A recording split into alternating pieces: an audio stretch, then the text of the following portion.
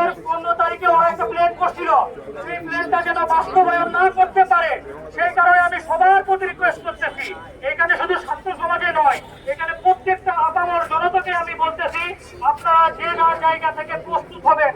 খুনি হাসিনার, ফ্যাসিস্ট হাসিনার প্রত্যেকটা দোসরকে আমরা এই বাংলার মাটি ছাড়া করবো ইনশাআল্লাহ। সবাই যে যার জায়গা থেকে প্রস্তুত হয়ে খুনি হাসিনার যতগুলো সাঙ্গপাঙ্গ ছিল এই বাংলার জমিনে আমার শহীদ ভাইদের যেভাবে ওরা হত্যা করেছে, যেভাবে গুলি করেছে, নির্মম ভাবে হত্যা করেছে, তার সংক্ষিপ্ত বক্তব্য এখানে শেষ করেছি। এবং আপনারা শেষে একটা কথা বলে যাই, আপনারা যে যার জায়গা থেকে, আমাদের প্রত্যেকটা সেকেন্ড ইম্পর্টেন্ট, আপনারা যে যার জায়গা থেকে প্রস্তুত থাকবেন।